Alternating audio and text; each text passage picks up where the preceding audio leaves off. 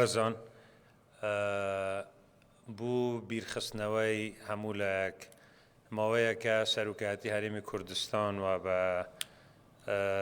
هەوڵ و بەدووەداچوونی خۆی کردووە بۆ ئەوەی کەوا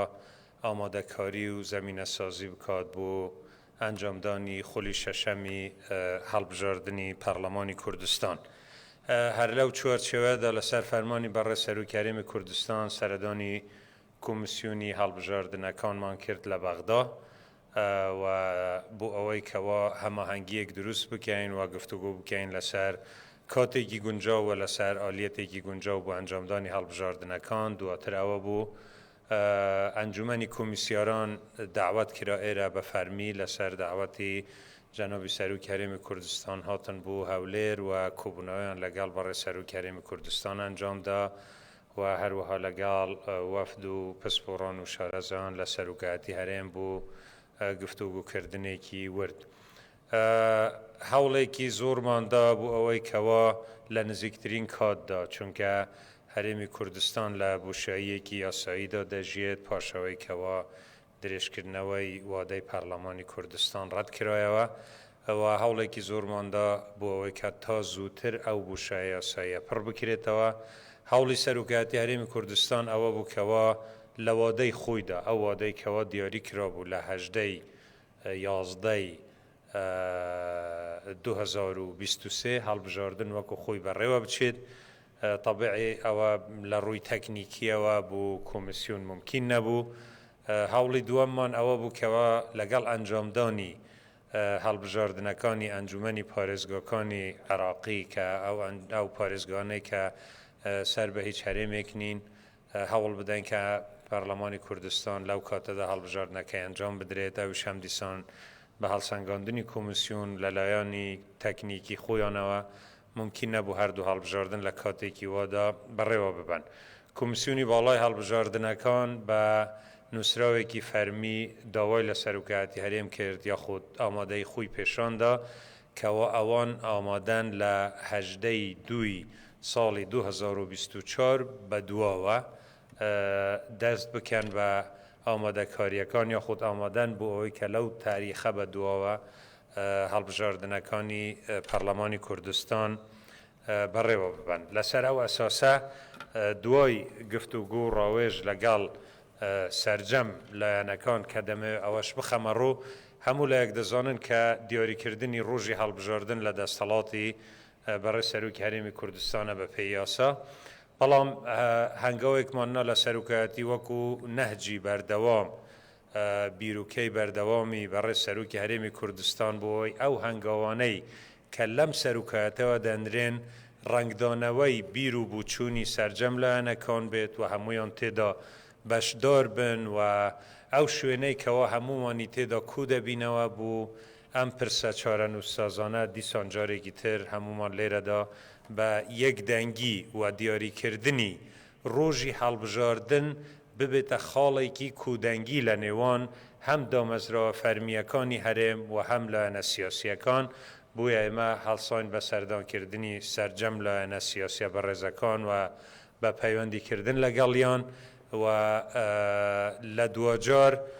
بەڕێز سەرۆکی هەرێمی کوردستان ئەمڕۆ 3/8 ئەم مەرسومەی ئیمزا کرد کە ئێستا بۆ ئێوەی بەڕێز دەخوێنمەوە.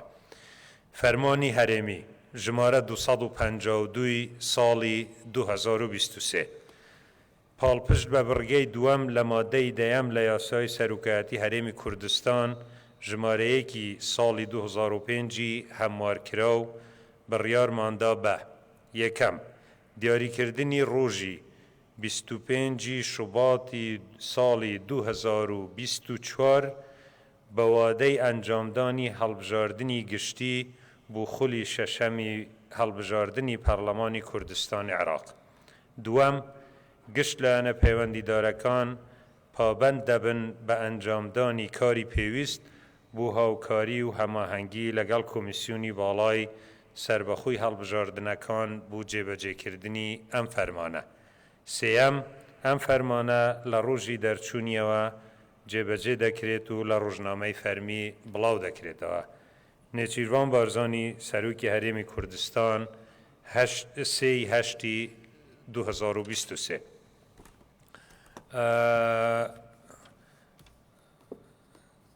تقديرا لحضور القنوات العربية سأقرأ عليكم النص المرسوم باللغة العربية أيضا. مرسوم إقليمي رقم 252 لسنة 2023 استنادا إلى أحكام الفقرة الثانية من المادة 10 من قانون رئاسة إقليم كردستان رقم 1 لسنة 2005 المعدل، رسمنا بما هو آت. أولا، يحدد يوم 25 شباط 2024 موعدا لإجراء الانتخابات العامة لبرلمان كردستان العراق لدورته السادسة. ثانيا، على الجهات ذات العلاقة التعاون والتنسيق مع المفوضية العليا المستقلة للانتخابات لتنفيذ هذا المرسوم. ثالثا، ينفذ هذا المرسوم من تاريخ صدوره وينشر في الجريدة الرسمية. نيچیروان بارزاني رئيس إقليم كردستان. بخير بن.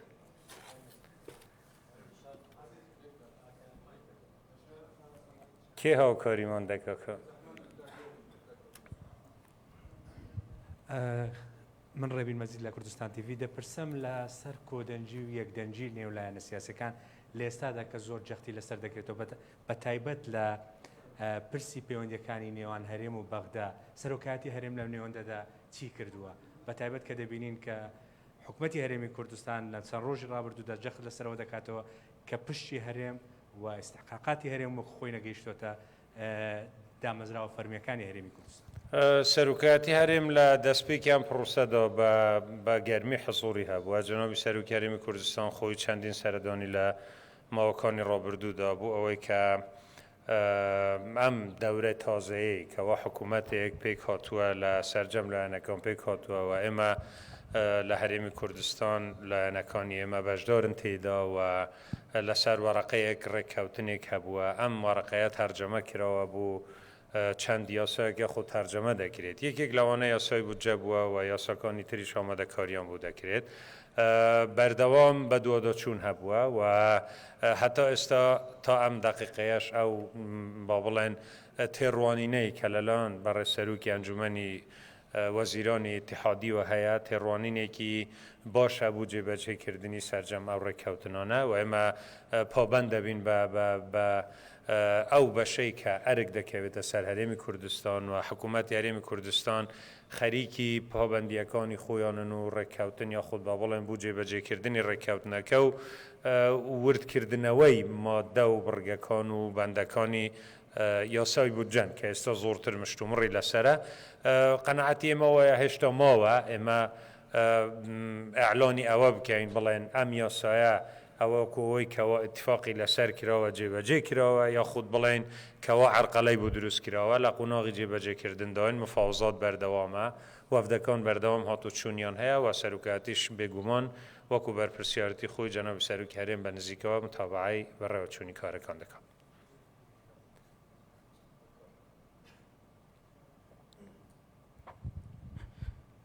زۆر سپاس کاک دڵشادە مناکارم لە کەناڵی سپێدە دوو پرسیارم هەیە. پرسیاری یەکەم یان سەبارەت بە دیاریکردنی ڕۆژی هەڵبژاردن ئاماژەت پێدا ڕۆڵی سەرۆکوەزیرانی عێراق چی دەبێت لە مەسەلەی ئەنجامدانی هەڵبژاردن لە هەرێم؟ ئایا مەسەلەن ترسێک هەیە لەوەی لایەنە سیاسەکانی هەرێمی کوردستان هەندێک لایەن دەست بۆ گۆڕینی ئەو بەروارە بە لە ڕێگەی بەغداوە سەرۆکوەزیرانی عێراق بەروارەکە بگۆڕێ ئەمە قابلە؟ پرسیاری دووەمیش سەبارەت بە مەسەلەیەکە کە باز دەکرێت لە میدیا مەسەلەی گەڕانەوەی عێراق بۆ هێڵی 36 کە باز دەکرێت عێراق نیازە چێ بگەڕێتەوە ناوچانەی هەرێمی کوردستان. ئایا ئەمە ڕاستە یان تەنیا دەنگۆیە؟ ئەوەلان یەکەم لەسەر دیاریکردنی ڕۆژی هەڵبژاردن هەموو سەرجەم لایەنە کوردستانیە بە ڕێزەکان بە هەموو پێکهاتەکانوە یەک بە یەک بەبێ هیچ ئستیسنایەک سەردانی یان سەردانمان کردوون یان پەیوەندیمان لەگەڵیان کردووە دیدار و کوبوونامان ئەنجام داوە. هەموو لایەنەکان دڵنیاتان دەکەم لەسەر ئەم بەروارە و ئەم ڕێککەوتە کۆکن چونکە ممکنە بیر و بوچوونی جیاواز هەبێت یعنی تو هەتاوەکو هەموو لایەنەکان لەسەر یەک ڕۆژ متتەفق دەبن یان لەسەر یەک شێوەز متتەفق دەبن واقع بینۆ نەبین بیرکردنەوەی هەمووان وەکی یەک نۆبیت هەمووی لەسەر ڕۆژێکەوە نۆبیت بەڵام هەستێک هەیە کەوا ضرورەتی ئەنجامدانی هەڵبژاردن لەسەر و هەموو پرسەکانی تروایە و ئەمەمان بە ئەمانەتەوە لە لای هەموو لایەنە بەڕێزەکان بەرجەستە کرد کە ئەنجامدانی هەڵبژاردنیان لە پێش مەسەلەکانی تردانەوە بووە دوجار بەڵێ ئێمە گەیشتینە ڕێککەوتنێک بە نسبەتیەوەی کەەوە بەڕێ سەرۆکوەزیران هیچ من بڕۆنۆکەم نە هیچ کەسێک ئەم داوایە لە جەنابی سەرۆکوەزیران بکات چونکە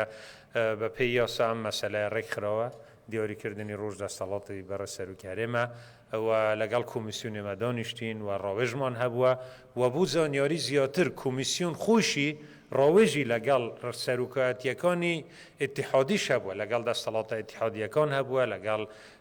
سەرۆکایەتی ئەنجومەنی وەزیران هەبووە لەگەڵ بەڕێ سەرۆکی ئەنجومەنی وەزیران هەبووە لەگەڵ ئەنجومەنی نوێنەران هەبووە اینجا ئەوان ئەو ئیستعدادیان نیشانداوە کەوا لە هەژدەی دووە حاضرن ئەنجامدانی هەڵبژاردننی هەرێمی کوردستان بەڕێوە ببەن بووە ئەمە بە پرسوڕایەکی کاملەوە بە تەنسیقێکی کامل لەگەڵ سەرجەم جیهەتەکان کراوە گەڕۆنەوەی عێراق من ئەسڵان جۆرە تەسمیەکەم پێ دروست نییە مە لە عێراقین هاولێریش لە عێراقا و هەرێمی کوردستانیش لە عێراقا و عێراق لە شوێنێک نییە بۆی بگەڕێتەوە شوێنێکی تر من نۆزم ئەگەر مەبەست گەڕۆنەوەی نۆزم چ جوورە گەڕۆنەوەی کە جەنابەت باسی دەکەی شوێنە ئەو ناوچە کوردستانیانەی کەوا لە مادەی 140دا کە لە دەرەوەی ئیدارەی هەرێمن مادەیەکی دەستوری ڕێکی خستون و هەتا ئێستا هیچ شتێکی دەستوری و یاسایی نییە جگە لەو مادەیە و گفتوگو لەسەر پیادەکردنی هەیە و لە لای ئێمە هەمە تەعامل لەگەڵ ئەو هەڵوێستە ڕسمیانە دەکەین لە غەیری ئەوە هیچ شتێکی تر لە ئارەدا نییە.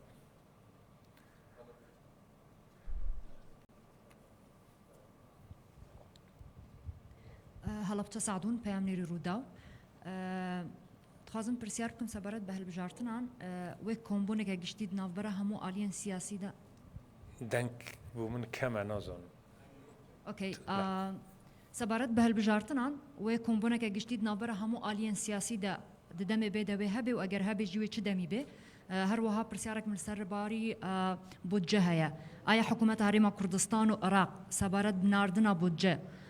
بژن ئەرکی خوا جیبەجیکردنە هەروەها وی نابینن کە حکوومەتە عێراقێ بپلان دخوازێ هەرێما کوردستانی لاواز بکات دزانێ دەربارەی ئەنجامدانی کوبوونەوەیەکی هاوبەش ئێمە هەمیشاوە نەهجی سەرۆکاتی هەرێمی کوردستان بووە بەڕە سەرۆکی هەرێمی کوردستان بووە بێگومان ئێمە لە هەر دەرفەتێک و کاتێکی گونجاو کە بە پێویست بزانین بۆ پرسێکی وا بە تایبەتی لە ئامادەسازی زەمینەسازیەکی وا کە نامەیەکی دڵنیایی بداتە خەڵکی هەرێمی کوردستان کە لایەنەکان لەسەر پرسی هەڵبژاردن کۆکن لەسەر ئەوەی کە هەرێم لەم بوشایی یاساییە دەربچێت بێگومان سەرۆکاتی دایم حاضر دەبێت هەتا ئێستا ڕۆژێک دیاری نەکرەوە بەڵام بێگومان هەنگاوەکانمان بەو ئاراستەیان کە بە هەر شێوازێک بێت لایەنەکان لە یەکتری نزیک بن و سەرۆکاتی ئەو جێگایی بە یەکگەیشتن بێت. دەربارەی بودجە من دووپاتی دەکەمەوە هێشتا زووە بۆ ئەوەی کەوا قرار بدرێت یاسای بودجە وەکو خۆ جێبەجێ دەکرێت یا خودنە چونکە خۆتان دەزانن قۆناغەکانی جێبەجێکردنی یاسا ڕێنمایی پێدەردەچێت کومەڵێک وەزارات تێدا مشتەرەکەن مەوزوعی داهاتەکانە بابەتی کومەڵێک پرسن دووەمین لە بیرمان نەچێت ئەوە لە ساڵی 2014ەوە تا ئێستا پشکی هەرێمی کوردستان ڕاگیراوە ئەمە تقریبا دوای نزیکەی 10 ساڵ 9 ساڵە یەکەمین جارە ئێمە دەکەوینە ڕاستە ئێتفاقاتی تر هەبووە بەڵام لە یاسای بودجەدا نەبووە جار بەجار لە حکوومەتی ئیتیحادیوە شتێک بۆ هەرێمی کوردستان هاتووە بەڵام دوای با بڵێن پچڕانی مافی هەرێم لە 9 ساڵی ڕابردوودا یەکەمین جارە لە چوارچێوەی یاسادا ڕێک دەخرێتەوە بۆیە من پێم وایە ئێمە پێمان وایە کە ئەم بابەتە پێویستە کاتێکی تری پێ بدەین و گرنگ ئەوەیە ماف و شایستەکانی هاوڵاتیان کە بریتە لە دەرەجەی یەکەم لە موچەخۆران ئەوە بەڕێوە بچێت ئەگینا بودجە تەنها موچە نییە ئەمە حساباتی ترمان هەن و ئستحقاقاتی هەرێم زۆرترە لەوەی کەوە هەمیشە فەرمانبەرێک لە هەرێمی کوردستان دەستی لەسەر دڵی بێت ئایا کە ئەم مانگە موچە دێت یا خود نایێت ئەمە بە شێوەیەکی با بڵێن یەکجاری چارەسەر دەکرێت لە چۆرچەوەی بودجەدا بەڵام دەبێت کاتێکی تر بدەینە ئەو لایەنانەی کە گفتوگو لەگەڵ یەکتری دەکەن و وەفدەکانی حکوومەتیش دووپاتی دەکەمەوە بەردەوام لەوێ هەن پرسیۆری ترتان چوو بله طبيعي ايوه دلين كحكومتي اتحادي قراري دابتن و بو لاواز كردن طبيعي سياسات كردن خوي هموي ململانه که مدامانوید به حزبین یکی که تردیوید او به حزبید بلام توجهی که فرمی بناوی حکومتی اتحادیه و بو لاواز کردنی هریمی کردستان نخیره ما هیچ شتێکی وا لە حکوومەت و نە چاوەڕوان دەکەین و نە هەستیشی پێ دەکەین من ناڵێم ئەم بیرروکردنەوەیە نییە لە عێراقدا بەڵام پرسیارەکەی جەنابەت لەسەر حکوومەت بوو نەخێر ئێمە بەو گومانەوە سەیری حکوومەتی اتحادی ناکەین و چونکە ئەمە تێیدا بەشدارین و حەزۆریشمان هەیە کاک دڵشاد نەورەس عەبدوڵڵام لە کوردستان 24 سپاس بۆم دەرفەتە دوو پرسیارم هەیە پرسیار یەکەم بە دروستی لەگەڵ هەموو لایەنە سیاسیەکان لەسەر ئەو وادەیە متفق بوون ئەگەر پرسیارەکەم زۆر بەڕاشکاوی بکەم ئایا یەکێتی نیشتیمانی کوردستان بە ئێوەی ڕاگەیاندەوە کە پابەندی ئەم وادەیە دەبێت چونکە تا ئێستا ئەوان تێبینیان لەسەر یاسای هەڵبژاردن هەرماوە ئەمە پرسیارێکم پرسیاری دووە کۆمیسیۆنی باڵای سەربەخۆی هەڵبژاردنەکانی عێراق لە مانجی یەک وادەی یاسایی بەسەر دەچێت ئەو وادەی کە دیاری کراوە 25 دووە ئایا گرنتیەک وەرگیراوە کە ئەم کۆمیسیۆنە ئەم هەیئەیە کە هەیە جارێکی دیگە سەر لە نوێ کارا دەکرێتەوە چۆن خۆتان بۆ ئەم ئەگەرا ئامادە کردووە زۆر سپاس پرسیارەکەی دووەمت زۆر مهمە یەکەمیش وەکو ئەوەی کەوا دەمێکە کودەنگی لەسەر شت دروست نەبوو بێت لە هەرێمی کوردستاندا بەڕێزان من بە ڕۆژکەوی گوتم جارێکی تریش دووپاتی دەکەمەوە بەڵێ ئەم مەوعدە بە پرسوڕا لەگەڵ سەرجەم لایەنەکان بووە من نەوەی هیچ لایەک ناینم بۆ ئەوەی کە دووپاتی بکەمەوە لەگەڵ سەرجەم لایەنەکان گفتوگوی لێکراوە و بە خۆشحاڵیەوە دەتوانم بڵێم نەک هەر بوو پشتیوانی هەنگاوی دیاریکردنی ڕۆژ باڵکو پشتیوانیەکی گەورەیان بوو سەرجەم هەنگاوەکانی جەنابی سەرۆکی هەرێمی کوردستان نیشاندەوە لە هەوڵە بەردەوامەکانی بوو یەکخستنی گوتاری کوردستانی و پارێزگاریکردن لە قەوارەی هەرێمی کوردستان ئامانجی یەکەمی هەموو لایەک بووە هەموو ئەو لایەنە بە ڕێزانەی کە ئێمە سەردانمان کردوون و گفتوگوشمان لەگەڵیان کردووە دڵنیاتان دەکەم لەوەی کەوا ئەم بڕیارە لەسەر ئەم ئەساسە پاش ئەم با بڵێن هەنگاوە نەنراوە پرسیاری دووەمت ڕاستی پرسیارێکی گرنگە فعلا لە یاسای کۆمیسیۆن داهاتووە کەوا لە حوتی مانگی یەکی ساڵی 2024 وادەکەیان تەواو دەبێت و وادەکەیان قابلیش نییە بوو تەمدید یعنی هەتا نەدەقەکەی وها نووسراوە بەڵام واقعێک لە بەردەمدایە مانگی هەژدەی مانگی 12 ساڵی 2023 ئەنجومەنی پارێزگاکە هەڵبژاردننی ئەنجومەنی پارێزگاکانی عێراقی بەڕێوە دەچێت و بە پێی یاسای هەڵبژاردنەکانی عێراقی کە ئەم جار تەوحید کرا هەملەک بینی دوجار ئەو بەشەی کەوە پەیوەستە بە هەڵبژاردننی ئەنجومەنی پارێزگاکانەوە هەموو پرۆسەی ڕاگەیاندن و تەدقیقکردنی نەتائج و وەرگرتنی سکاڵا و پەسەندکردنی کوتایی تەنانەتی ئەندامێتی ئەوانەی کەوا دەبنە ئەندام لە ئەنجومەنی پارێزگاکان هەمووی لە ئەستووی کۆمیسیۆنی باڵای سەربەخۆی هەڵبژاردنەکانە وەتەگەر بین سەیری کات بکەین لە هەژدەی 12 دەست بە هەڵبژاردن دەکرێت بۆ هەفتی یەک تقریبان نزیکەی 15 ڕۆژ دەمینێت یعنی 20 ڕۆژێک دەمینێت بە 20 ڕۆژ ئەم پرۆسەیە تەواو نابێت خۆشیان ئەوە دەزانن و ئەنجومەنی نوێنەرانیش ئەوە دەزانێت چونکە لە دەقە یاساییەکانیش داهاتووە بەلای کەمەوە ئەم پرۆسەیە بەلای کەمەوە هەندێک لەو ڕێکارانە پێویستیان بە 90 ڕۆژە هەندێک لەو ڕێکارانەی بوو تەواوکردنی ئەم واتە کۆمیسیۆنی باڵای سەربەخۆی هەڵبژاردنەکان ئۆتۆماتیکیان کە قانونی با بڵێن هەڵبژاردننی ئەنجومەنی پارێزگاکان ڕێگای داوە بەوەی کەوا بە ڕێککەوتن بە تەنسیق لەگەڵ سەرۆکی ئەنجومەنی وەزیرانی ئیتیحادی پێکەوە ڕۆژی هەڵبژاردننی ئەنجومەنی پارێزگاکان دیاری بکەن و بەمەرجێک ڕۆژەکەش لە 20/12 تێنەپەڕێت و ئەوان هەژدەی 12یان داناوە واتە هەر لەوێدا دەرگایە کراوەتەوە بوو ئەوەی چونکە ئەم ڕێکارانە تەواو نابن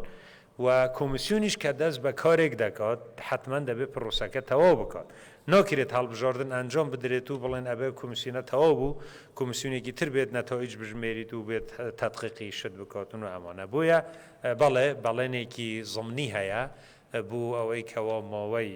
بە یاسا تاابعاان لە ئەنجومەنی نوێنەران ماوەی کۆمیسیۆن درێژ بکرێتەوە هەم بوو ئەنجامدانی یان تەواوکردنی ڕێکارەکانی ئەنجامدانی هەڵبژاردننی ئەنجومەنی پارێزگاکان و هەمیش بوو ئەوەی کەوا لەگەڵیدا لەو مدەتەدا هەڵبژاردننی پەرلەمانی کوردستانیش بەڕێوە بچیت بوو ئەوەی لای ئێوە پرسیارێکی تر دروست نەکات بەڵێ باشە ئێوە مانگی 25 هەڵبژاردن دەکرێت و دیسان ئەویش پێویستی بە کاتێکی ترە قانونی هەڵبژاردننی ئێمە ڕێکارەکانی پەسەندکردنی دەرەنجامەکانی هەڵبژاردن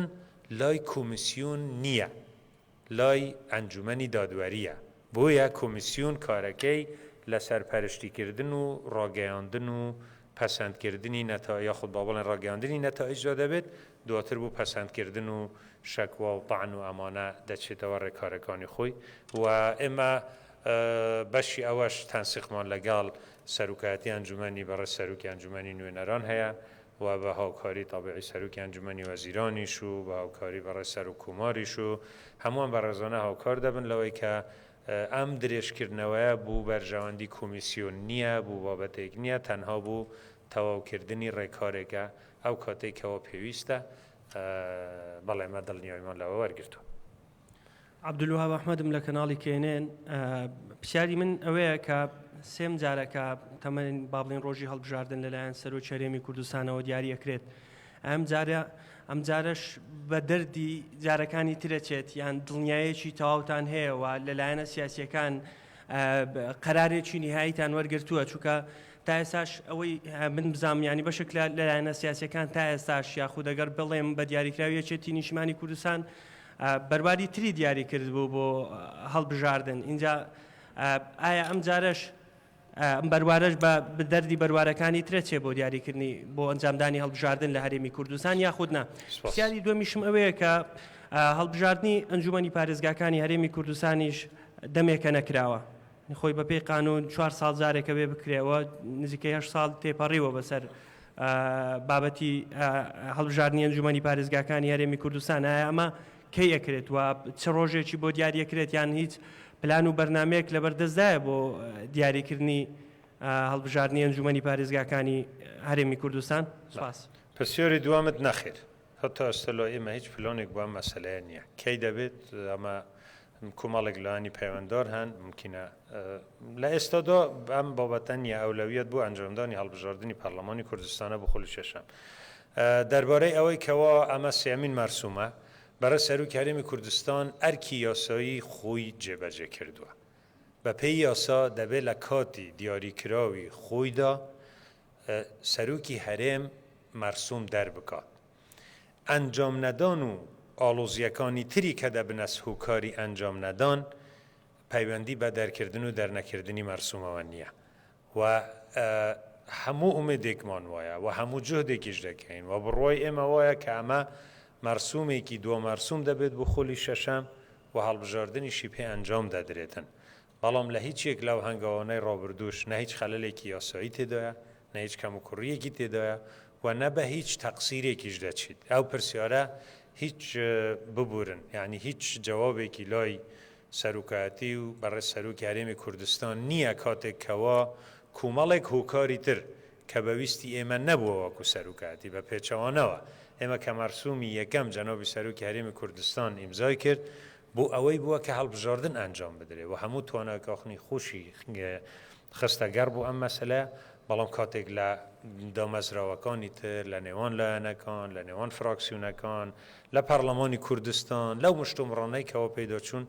هیچ کەم و کوڕیەک لەم بابەتەدا نییە بووە بەڕێ سەرۆکی هەرێمی کوردستان ئەرکی یاسایی خۆی جێبەجێ کردووە و ئەم جارەش هەمان ئەرکی جێبەجێ کردووە بەڵام قەنەعەتی ئێمەوایە ئێستا ئەنجامدانی هەڵبژاردن لە بەڕێوەچوونی پرۆسەیەک گۆڕاوە بۆ ئەوەی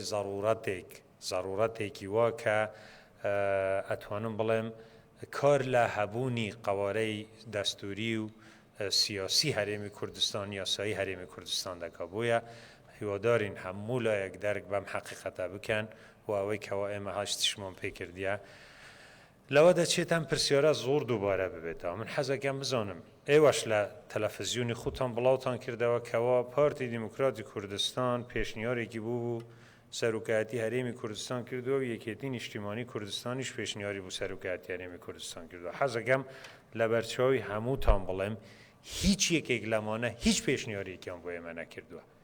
نە پارتی هیچ پێشنیارێکی بۆ ئێمە کردووە نە یەکێتی هیچ پێشنیارێکی بۆ ئێمە کردووە و نە هیچ لایەنێکی بەڕێزیش هیچ پێشنیارێکی بۆ ئێمە کردووە ئێمە لە بەردەم کاتێکی دیاریکراودا بووینە خۆمان چوینە بە کۆمیسیۆنمان گوتووە وەرن هەڵبژاردن ئەنجام بدەن کاتێکەوە دێن ئامادەکاری دەکەن دەڵێن ئێمە لە هەژدەی دوو حازرین هەڵبژاردندا بۆ ئەنجام بدەین معقول نییە خۆمان بچین داوا بکەین اینجا ئێمە بچین بڵێن ئێمە سێ چوار مانگ دوای ئەو کاتەی کە ئێوە بۆ ئێمەتان دیاری کردووە بچین مەرسومێک بۆ ئەم کاتە دەرکەین هەموو لاەنە بە ڕێزەکان ئەم جەدوەلە زەمانیە بەرچاو دەگرن ئەو درێژکردنەوەی کەەوە هاوکارەکەی جەنابەت پرسی درێژکردنەوەیەکی سنووردارە ئەوە نییە مەسەلەن ئێمە بە کەیفی خۆمان بین ئەگەر مانگی حوتیش دەستنیشان بکەین کۆمیسیۆن هەردەمێنێت هەتا ئەو کات مانگی پێنجیش و ئەوەی تریش بە سەریعی شتێکی تازە نییە بەڵام بیرتان بخەمەوە سەرەتای مانگی سێ دەستپێکی یادەکانی ڕاپەڕینن کە گونجاو نەبووە بە هەڵسەنگاندنی ئێمە بۆ ئەنجامدانی هەڵبژاردن مانگی سێ هەر لە دەیەکەی یەکەمیدا مانگی پیرۆزی ڕەمەزان دەست پێ دەکات تا نزیک دای چوار و دواتر جەژنە و دواتر دەبێ مدەت بدرێت بۆ هەڵمەتی هەڵبژاردن و اینجا تەبیعی کەس دوای جەژن ڕاستەوخۆ هەڵبژاردن ناکات و ئەم هەموو مدەتانە بخەیە سەریەک کاتێکی یەکجار زۆر دەڕوات کە بارودۆخی سیاسی و یاسایی و دەستوری هەرێمی کوردستان تەحملی ئەوە ناکات من دڵنیاتان دەکەمەوە ئەم پێشنیارە بالتحدید لە سەرۆکایەتی هەرێمی کوردستانەوە لە هەڵسەنگاندنی ئەو کاتانەی کە لەبەردەست بوونە پێشنیار کراوە خراوەتە بەردەمی لایەنە بەڕێزەکان و هەموو لایەنەکانیش پشتگیریان کردین تکا دەکەم کەسی تر پرسیار لەسەر ئەو بابەتە نەکاتەوە بۆی دەرفەتە بێگە پرسیارێکی تر هەبێت چونکە ئەمە تکرارە ناخۆشە بۆ خەڵکی ئەگەر بۆ ئێمەش ئەتیادی بێتە سپاس مزية عبدو قناة العراقية شكرا دكتور دكتور مع تحديد موعد جديد لإجراء انتخابات رغم أنه تم تأجيل عدة مرات هل هناك أين وصلت أو الاتفاقات التعاون بين الأحزاب الكردية في سبيل تحقيق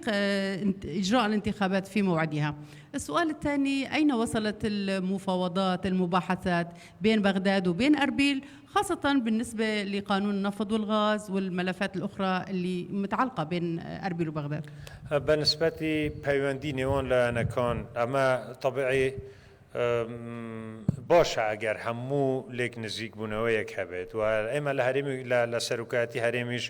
هەموو هەوڵێک دەدەین بۆ ئەوەی کەوا ڕێگا خۆشکەر بین بۆ ئەو لێک نزیک بوونەوەنە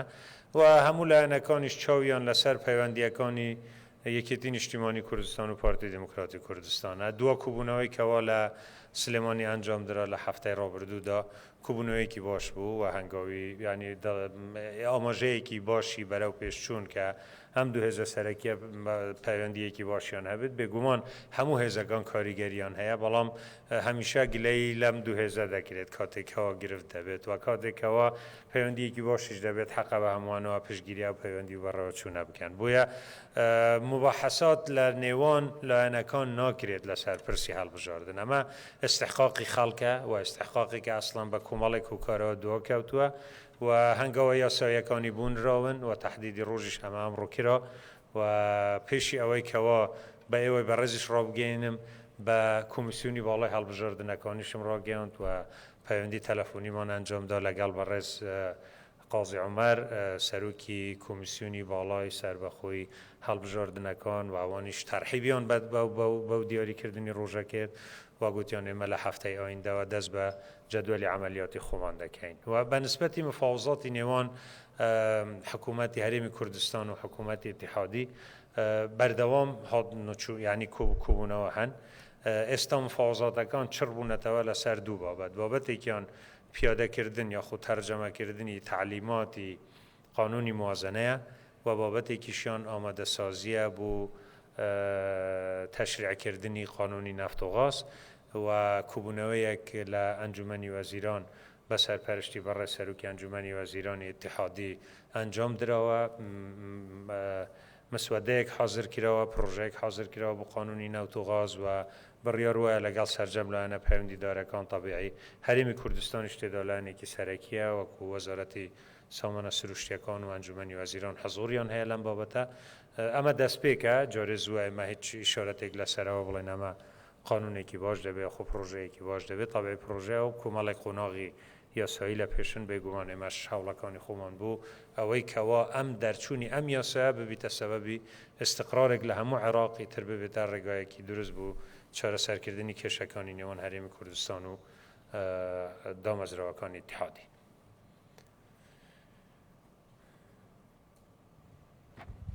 قارەمان جەوهەر لە دەستگای میدیای کورسا دوو پرسیارمە و پرسیار یەکەم سەبارەت بە بەڕێوەچوونی پرۆسەی هەڵبژاردن زۆر باز لەوە کراکە 25 دوو وادەی هەڵبژاردنەکانە بەڵام لەگەڵ لایەنە سیاسیەکان گفتوگۆ کراوە یاخود تا ئێستا دیارە بە شێوازێک دەکرێتن کە پێشووتر ئەو کاتانێک کە دیاری دەکرا زۆرترین گرفتە بوو لەسەرەوەی کەوا چەند باز نەدەبێتن پێکاتەکان بە شێوەیەک بەشداری دەکەن. پرسیاری دوێمشم سەبارەت بە پرسی نەوتە لە هەرێمی کوردستان کە ماوەیەکی زۆرە ڕاگیراوە هیچ هەوڵێکەیە کە جارێکتر نەوتی هەرێمی کوردستان هەناردە بکرێ یاخود چارەنووسی بەکوێ دەگا کە ژمارەیەک لە کۆمپانیەکان کارەکانی ڕاگرتووە. سپاس. بە نسبەتی مەبەستت یاسایە ئەو یاساییکەوە هەڵبژاردنەکانی پێ ئەنجام دەدرێت یاسای بەرکار لە هەرێمی کوردستان هێشتا ئەو یاسایە ئەوەی کەوا دوجار هەڵبژاردننی پێ ئەنجام درا و یاسای پەرلەمانی کوردستانە ئێمە یاسایەکی ترمان لە بەردەستدا نییە. ڕاستە بەداخەوە کە ئەو خلافاتانەی هەبوون نەگەیشتینە دەرەنجام هەموو لایەنەکان بگەیشتبوونە دەرەنجامێکی دروست یاسایەکی کە کودەنگی لەسەر بە فەراغی یاسایش دروست نەدەبوو پەرلەمانیش تووشی ئەم حاڵەتە نەدەبووەوەی کە هەیە. ئێستا ئەو یاسایی کە بەرکارە لە هەرێمی کوردستان ئەو یاسایە کەوا هەڵبژاردنەکانی ساڵی 2010 پێ ئەنجام دراوە لە غەیری ئەوە زیاتر ئێمە هەتا ئێستا هیچ یاسایەکمان لە بەردەستدا نییە. دەزانم هەوڵ هەن مەسەلەن شکایەت هەن بۆی ڕازگۆ بم سەریح بم لەگەڵتان لەسەر یاساکە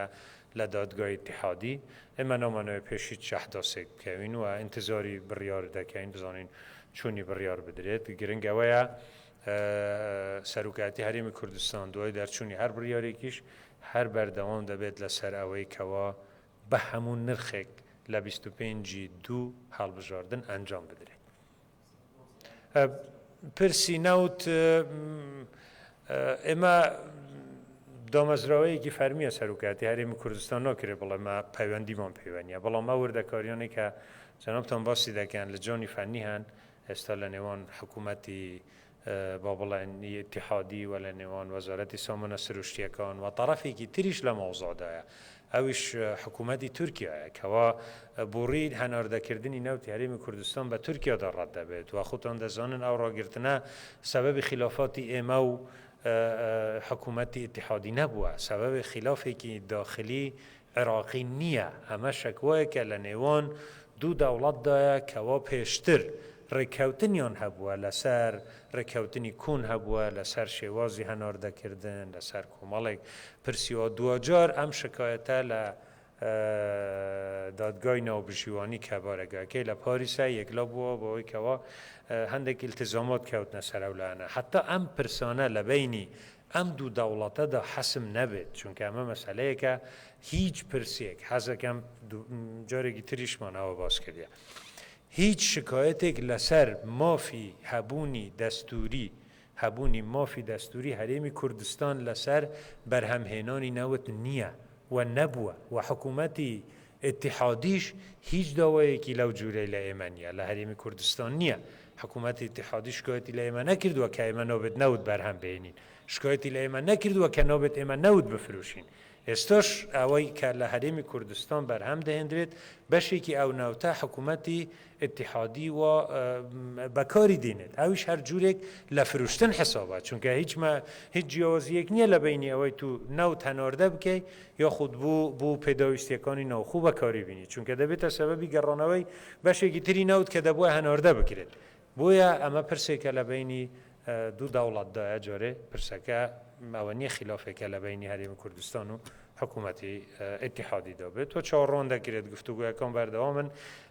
حکوم ینی دەوڵەتی عێراق میزانیە عێراق زەرەرێکی زۆر گەورەی پێدەکەوێت و من بڕۆناگەم هیچ باوەڕیەکی وا